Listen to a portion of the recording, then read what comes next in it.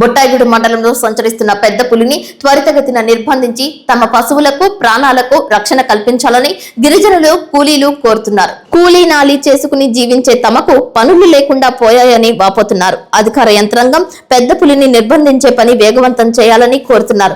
నాగులగూడెం పరిసర ప్రాంతంలో 5 ఆవులపై దాడులు చేసిందని తెలిపారు.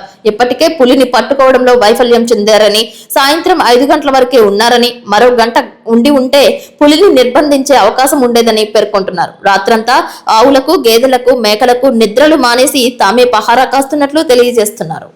అధికారులు ఏం చేయాలంటే మరి మాకు రక్షణ కావాలండి. రక్షణ కల్పిస్తారా? నైట్ కూడా రక్షణ కావాలి. మరి కల్పించమని. రాత్రి ఎవరైనా వచ్చారమ్మా? ఇక్కడ ఎవరైనా ఉన్నారా? లేదండి, వాళ్ళు 6ంటికి వెళ్ళిపోయారు. కరెక్ట్ గా 6:30కి ఇక్కడ ఏటాకు జరిగిపోయిందండి. ఇంకా ఎక్కడున్న వాళ్ళందరూ వచ్చి అరిశారు కాబట్టి ఇవి కూడా మిగిలినాయి. అక్కడ నుప్పు మంట చేసి అక్కడ కూర్చొని ఇంక తెల్లవారు తరుముతామేనటండి. నా పేరు రామతులసి, మాది నాగులగూడెం గ్రామం. మా పొలాల్లో పులి సంచరిస్తుందని గత 2 రోజుల నుంచి చెప్తున్నాము. 2 రోజుల వరకు నిన్నటికి ఈ రోజుకి 5 ఆవులను పులి చంపింది. ఇప్పటికీ ప్రభుత్వం ఏ విధంగా రెస్పాండ్ అవ్వట్లేదు.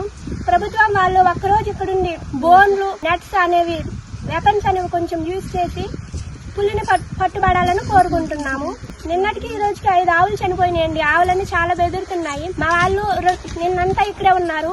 ఫారెస్ట్ ఆఫీసర్స్, పోలీసులు అనే వాళ్ళు 5 గంటల వరకు ఇక్కడ ఉన్నారు కానీ తర్వాత వెళ్లిపోయారు. మా వాళ్ళు రాత్రంతా ఉన్నారు. 1 గంట ఇక్కడ ఉండుంటే ఇక్కడ జరిగిన విషయాన్ని చూసి వాళ్ళే నైట్ అంతా ఇక్కడ ఉండడానికి బాగుండేది. వాళ్ళేమో వెళ్లిపోయారు. గంట ఉండుంటే ఆ పుల్లిని పట్టుబడడానికి బాగుండేది. మా వాళ్ళే దాన్ని తరిమి కొట్టి 1 ఆవును కూడా తీసుకెళ్లిపోయింది. అప్పటికి మా వాళ్ళే తరిమి కొట్టారు.